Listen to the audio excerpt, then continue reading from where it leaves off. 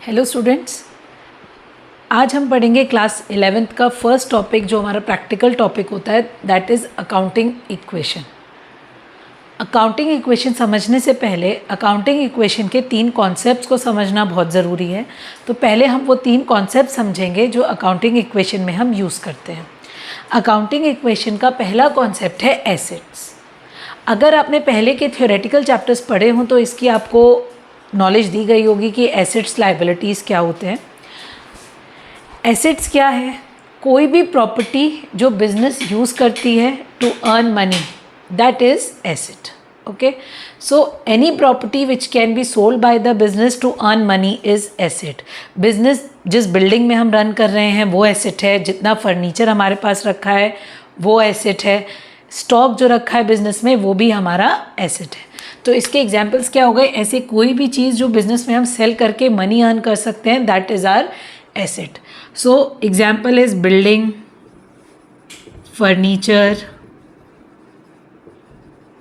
Machinery या फिर जो बिजनेस के गुड्स हैं, इन सबको हम सेल करके मनी अर्न कर सकते हैं। So all these will be considered as assets. Now we come to liabilities. Liabilities क्या होती हैं? जो भी बिज़नेस के उधार होते हैं उसे हम लायबिलिटी बोलते हैं। ज़रूरी नहीं है बिज़नेस हम अपने ही पैसों से शुरू करूं, हो सकता है हम बिज़नेस लोन लेके शुरू करें तो वो लोन क्या बन जाएगा? हमारी लायबिलिटी। हो सकता है हम गुड्स के पैसे एकदम ना दें, हम अपने सप्लायर से उधार ले लें, वो जो सप्लायर से हमने लोन लिया वो भी क्या हो जाएगा? हमारी लायबिलिटी हो जाएगी। तो एग्जाम्पल क्या हो गए इसके? एग्जाम्पल हो गया अगर हमने बैंक से लोन लिया है या सप्लायर से लोन लिया है टू रन द बिजनेस, वो पैसा जो हमें वापस करना है that will be our liability. Now the third concept is capital. Capital क्या होता है? कैपिटल वो पैसा है जो ओनर बिजनेस में इन्वेस्ट करता है। अगर कोई और थर्ड पर्सन पैसे को इन्वेस्ट करेगा तो हम उसे कैपिटल नहीं बोलेंगे, तब हम उसे बोलेंगे इन्वेस्टमेंट। पर अगर ओनर बिजनेस में मनी इन्वेस्ट करता है तो वो पैसा जो ओनर इन्वेस्ट करता है उसे हम बोलते हैं कैपिटल।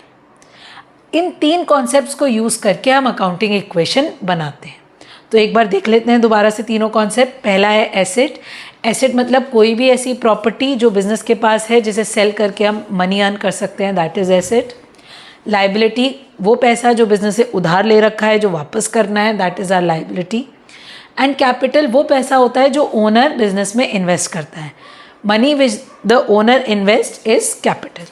अब इन 3 कॉन्सेप्ट को यूज़ करके हमारी अकाउंटिंग इक्वेशन बनती है। अकाउंटिंग इक्वेशन होती है assets is equal to liabilities plus capital. जो बिज़नेस की प्रॉपर्टी है वो जितने बिज़नेस के उधार हैं या जो ओनर ने पैसा लगाया है दोनों को मिला के उसके बराबर आनी चाहिए। तो एसेट वही है जो हमारी प्रॉपर्टी है। प्रॉपर्टी हम कैसे बनाएंगे? या तो ओनर अपने पैसों से बनाएगा या ओनर उधार पे बनाएगा। तो जितने भी एसेट्स बिजनेस के क्रिएट होते हैं या तो वो लोन लेके क्रिएट होते हैं या ओनर के पैसे से क्रिएट होते हैं। तो अकाउंटिंग इक्वेशन क्या है हमारी? Assets is equal to liabilities plus capital. इसे हम 2 फॉर्म में और लिख सकते हैं। हम लायबिलिटी को इधर शिफ्ट कर देंगे तो assets minus liabilities is equal to capital. या फिर अगर हमें इसे थर्ड फॉर्म में लिखना हो तो asset minus capital is equal to liabilities. पर इसकी अगर हम मेन फॉर्म की बात करें तो ये मेन फॉर्म फर्स्ट वाली ही होती है।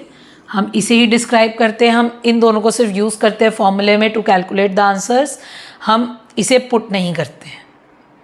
सो accounting equation is assets is equal to liabilities plus capital. अब मैं आपको नेक्स्ट वीडियो में इसका फॉर्मेट और इसके क्वेश्चन सॉल्व करना बताऊंगी और ट्रांजैक्शंस डिस्कस करेंगे जो हमारे अकाउंटिंग इक्वेशन से रिलेटेड है। Thank you.